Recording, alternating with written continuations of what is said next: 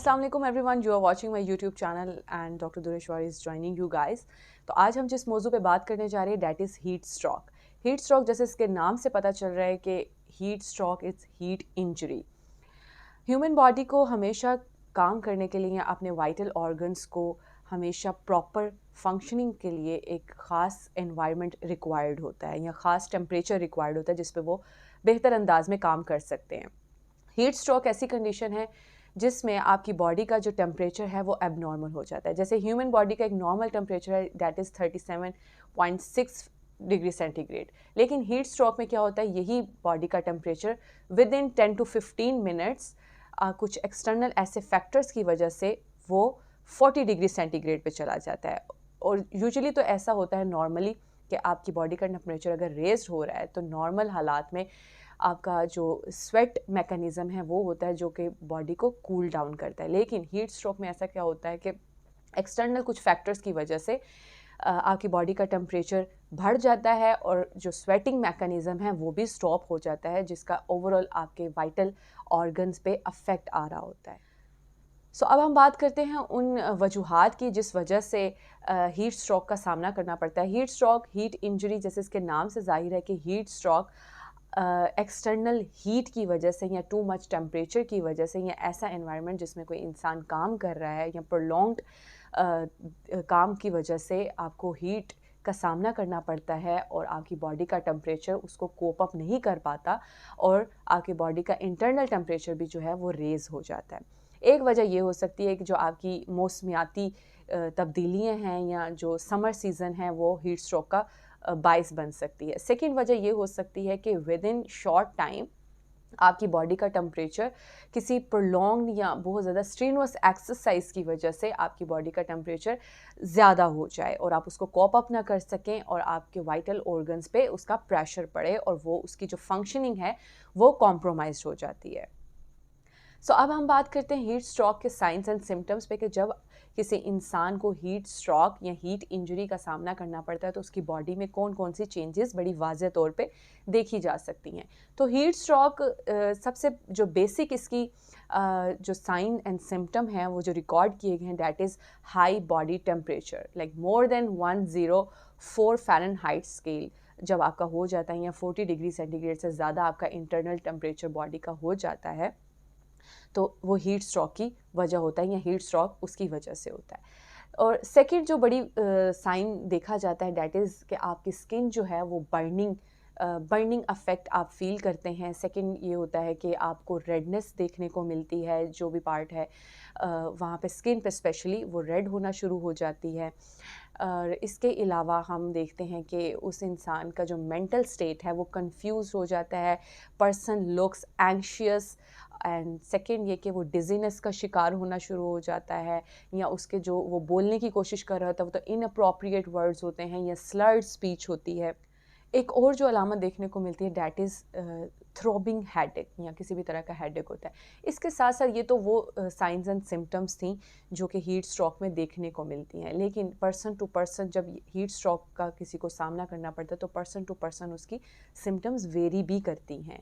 और होम्योपैथी में चूँकि हमने सेट ऑफ सिम्टम बनाना होता है वही हमारे लिए सबसे ज़्यादा अहमियत का हामिल होता है जिसको हमने रिकॉर्ड करना है और मेडिसिन प्रिस्क्राइब करनी है. जब हम हीट स्ट्रोक को, चूँकि एक मेडिकल एमरजेंसी की सिचुएशन है, हम इसमें ज़्यादा देर तक इंतज़ार नहीं कर सकते और पेशेंट को फ़र्स्ट एड इमीडिएटली चाहिए होती है. चूँकि ये एक मेडिकल एमरजेंसी केस है तो इसमें फ़ौरी तौर पर जो फ़र्स्ट एड है वो पेशेंट को देना सबसे इम्पॉर्टेंट होता है. इसमें हम किसी भी चीज़ का वेट नहीं कर सकते क्योंकि जैसे मैंने आपको पहले बताया कि वाइटल ऑर्गन्स को हमेशा काम करने के लिए एक ख़ास एनवायरनमेंट या सूटेबल एनवायरनमेंट या ऑप्टिमम टेम्परेचर चाहिए होता है और उसमें हम ज़रा सी भी देर नहीं कर सकते. जैसे हमारा ब्रेन है, अगर बॉडी का टेम्परेचर बहुत ज़्यादा देर तक हाई टेम्परेचर पे रहेगा तो जो वाइटल ऑर्गन्स हैं लाइक ब्रेन है या किडनीज़ हैं या हार्ट है दे मे स्टार्ट स्वेलिंग या वहाँ पे इन्फ्लामेशन हो सकती है क्योंकि उसको सूटेबल एनवायरनमेंट नहीं मिल रहा जिस तरह उसको वो नॉर्मल फंक्शन कर सके.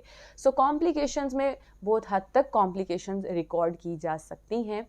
तो अब हम उन होम्योपैथिक मेडिसिन्स का जिक्र करेंगे जो मेनली हीट स्ट्रोक में बहुत बेहतर अंदाज में काम करती नज़र आती है विदाउट एनी टॉक्सिक इफ़ेक्ट या साइड इफ़ेक्ट्स.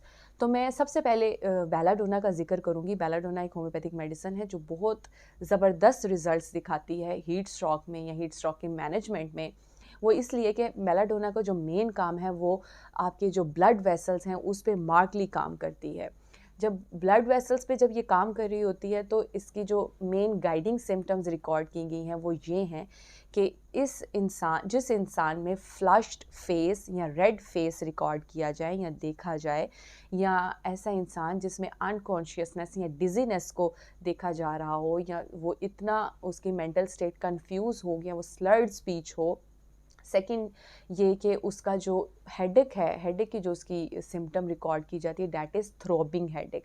उस इंसान को लगता है जैसे उसके सर में कुछ कंजस्टिव हेडेक है, वो कंप्लेन करता है कि मेरा सर कुछ चीज़ से भरा हुआ है, लाइक हीट की वजह से सारा जो गुबार है, यू कैन से आम जुबान में जब हमारे पास पेशेंट आते हैं तो वो इसी तरह से कंप्लेन करते हैं कि डॉक्टर साहब मेरा जो सर है वो भरा हुआ है या मैं हैवी फील करता हूँ अपने सर पे। तो ऐसे इंसान में हम बेलाडोना रिकमेंड कर सकते हैं, वो बहुत अच्छे रिजल्ट्स दिखाती नज़र आती है। सेकंड मैं एक होम्योपैथिक मेडिसिन का जिक्र करूंगी दैट इज़ ग्लोनाइन। ग्लोनाइन का जो मार्कली काम है या आपकी ह्यूमन बॉडी पे जब वो काम कर रहा होता है तो उसकी स्पेसिफिक सिम्टम्स जो रिकॉर्ड की जाती हैं वो ये है कि उसमें कंजस्टिव हेडेक होता है बड़ा ज़बरदस्त तरीके से, और पेशेंट कंप्लेन करता है कि जब भी मैं गैस लाइट या आग के पास जाता हूँ या जब भी मेरा सन एक्सपोजर होता है तो मुझे कुछ कंप्लेंट्स का सामना करना पड़ता है। वो ये कि उसकी तमाम तर जो सिम्टम्स हैं वो सर से मुतल्लिक होती हैं, लाइक उसको फ़ील होता है कि जैसे उसका सर जो है या उसके अंदर जो दिमाग है वो फूल रहा है और जो स्कल है वो छोटा पड़ गया उसको होल्ड करने के लिए। इतना कंजस्टिव हेडेक होता है। उसका थ्रोबिंग हेडेक होता है। सेकंड ये कि उस इंसान में जो चेहरे की अलामात देखी जाती हैं वो ये कि उसका चेहरा सुर्ख पड़ जाता है। इसके अलावा इसमें डिज़ीनेस बहुत मार्क देखी जाती है, लाइक इसकी जो कॉजेशन है वो सनलाइट की वजह से उसके अंदर जितनी भी चेंजेस रिकॉर्ड की जा रही होती हैं उस बेस पे हम ग्लोनाइन प्रिस्क्राइब कर सकते हैं और वो बेहतर रिजल्ट्स दिखाती नज़र आती है, और हीट स्ट्रोक की मैनेजमेंट में हम बहुत सी कॉम्प्लिकेशन से बच सकते हैं। एक नेक्स्ट होम्योपैथिक मेडिसिन का मैं जिक्र करूँगी डेट इज़ एकोनाइट। एकोनाइट की सबसे अच्छी बात यह है कि जो भी इन्फ्लामेटरी फीवर है उसकी फर्स्ट स्टेज में हम सबसे पहले एकोनाइट मेडिसिन प्रिस्क्राइब कर सकते हैं, क्योंकि उसकी जो गाइडिंग सिम्टम्स हैं वो ये है कि पेशेंट का मेंटल स्टेट जो है वो बहुत ज़्यादा एंग्शियस होता है या सडन अफेक्ट्स उस पर आते हैं जब भी उसका हीट स्ट्रोक, जब भी उसका यू कैन से कि सन एक्सपोजर होता है या हीट एक्सपोजर होता है तो वो सबसे पहले एंग्शियस हो जाता है। उसकी मेंटल स्टेट हम बड़े वाज़े तौर पे देख सकते हैं। जो भी अलामात उसमें सडन तौर पर आएँ तो हम एकोनाइट को सबसे पहले मलहूज़ खातिर रखेंगे।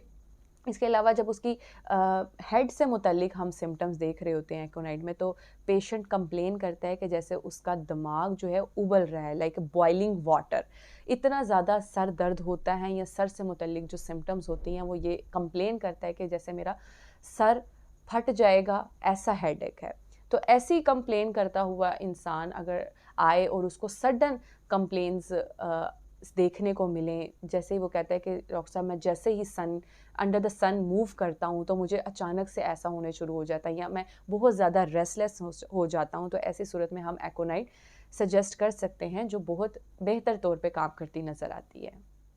नेक्स्ट मैं जिस होम्योपैथिक रेमेडी का जिक्र करने जा रही हूँ डेट इज़ सल्फ़र। सल्फ़र भी हीट स्ट्रोक में बहुत बेहतर अंदाज में काम करती दिखती है। सल्फ़र एक बेहतरीन एंटीसोरिक रेमेडी है। जब हम सल्फ़र को स्टडी करते हैं तो सबसे पहले हमारे दिमाग में जितनी भी स्किन से मुतल्लिक प्रॉब्लम्स हैं वो आ जाती है, क्योंकि सल्फ़र की जो ख़ास बात है वो ये है कि इसमें स्किन पे बहुत ज़्यादा बर्निंग फ़ील होता है, और ये ऐसा इंसान जो है वो पानी से जो उसका कांटेक्ट है वो बर्दाश्त नहीं कर पाता या वो हमेशा अनहेल्दी स्टेट में रहना पसंद करता है, और पानी से उसको ज़्यादा मसले देखने को मिलते हैं और इसका जो फ्लशेस ऑफ हीट उसको बियर करने पड़ते हैं। तो हीट स्ट्रोक में जितनी भी स्किन कंप्लेंट्स हमें देखने को मिलती हैं वो हम सल्फ़र से उसको ट्रीट कर सकते हैं। इसके अलावा है फॉस्फोरस है एंड जलसीमियम है और बहुत सी होम्योपैथिक मेडिसिन हैं जो कि जब हम टोटलिटी ऑफ सिम्टम बनाते हैं हीट स्ट्रोक से मुतल्लिक तो हमें बहुत सी होम्योपैथिक मेडिसिन बेहतर तौर पे काम करती नज़र आती है। सो जहाँ तक बात है हीट स्ट्रोक या हीट इंजरी के पेशेंट को मैनेज करने की, तो एक बात बड़ी वाज़ेह है कि ये एक मेडिकल एमरजेंसी है और इसमें इमीडिएट जो एड है, फर्स्ट एड, मेडिकल एड मिलना बहुत ज़रूरी होता है, क्योंकि इसमें इंसान का जो फ्लूइड लेवल है बॉडी का वो बैलेंस रहना बहुत ज़रूरी है। इसी तरह आपका इलेक्ट्रोलाइट लेवल बॉडी का जो है वो भी बैलेंस रहना ज़रूरी होता है। तो जिस हद तक आप जो भी वेरी फर्स्ट एड है वो ये कर सकते हैं कि जो इंसान जिसको हीट स्ट्रोक का सामना करना पड़ गया है, आप उसके बॉडी के पार्ट्स को किसी हद तक कपड़ों से अनकवर कर सकते हैं, ताकि उसका जो कुछ हद तक बॉडी का टेम्परेचर है वो कूल डाउन हो जाए। उसको मज़ीद स्ट्रेनस एक्सरसाइज से या फिज़िकल एक्टिविटी से आप उसको रोक सकते हैं, किसी ख़ास जगह पे बिठा सकते हैं, ताकि मज़ीद उसका जो बॉडी का टेम्परेचर है वो रेज़ ना करे। या ऐसे इंसान जिनको पहले ही हीट स्ट्रोक की कोई हिस्ट्री रह चुकी हो, या उनमें कुछ हद तक सिम्टम्स ऐसी रिकॉर्ड की जा चुकी हों, तो उन्हें हमेशा अपने तौर पे एहतियात से काम लेना चाहिए, या ऐसे इलाकों में मूव नहीं करना चाहिए जहाँ पे हॉट टेम्परेचर होता है, जहाँ का टेम्परेचर ऑलरेडी बहुत ज़्यादा होता है, या उन्हें बहुत ज़्यादा फ़िज़िकल एक्टिविटी या जो बहुत सख्त किस्म की एक्टिविटी होती है, जैसे एथलेटिक स्पोर्ट्स होती हैं, उन्हें उसमें पार्टिसिपेट नहीं करना चाहिए ऐसे। सो मैनेजमेंट में ये वो पॉइंट्स हैं जिनको हमेशा इम्पोर्टेंट होता है कि उनको नोट कर लिया जाए। एंड होम्योपैथी जो है वो हीट स्ट्रोक में इस तरह से रोल प्ले करती है कि चूँकि इसको अगर किसी इंसान को हीट स्ट्रोक हो गया या हीट इंजरी हो गया, वो कॉम्प्लिकेशंस की तरफ जा रहा है और मज़ीद वो इतना ज़्यादा सेंसिटिव हो गया टुवर्ड्स हीट या सन एक्सपोजर, तो हम उसको किसी हद तक मैनेज कर सकते हैं, ताकि वो आने वाले टाइम में उसकी जो ये कॉम्प्लिकेशंस हैं या सिविरिटी ऑफ सिम्टम है वो किसी हद तक कंट्रोल हो सके। क्योंकि होम्योपैथी की सबसे अच्छी बात ये है कि ये नॉन टॉक्सिक है, विदाउट एनी साइड इफ़ेक्ट है, और बड़ा जेंटली इसका जो वे ऑफ क्योर है या जर्नी टू क्योर है वो बहुत जेंटल है। तो हमें इसमें लेस साइड इफ़ेक्ट्स देखते हुए बड़े खूबसूरत रिज़ल्ट देखने को मिलते हैं। So hope this video will help you out. So for more updates, just keep watching my page. Thank you so much.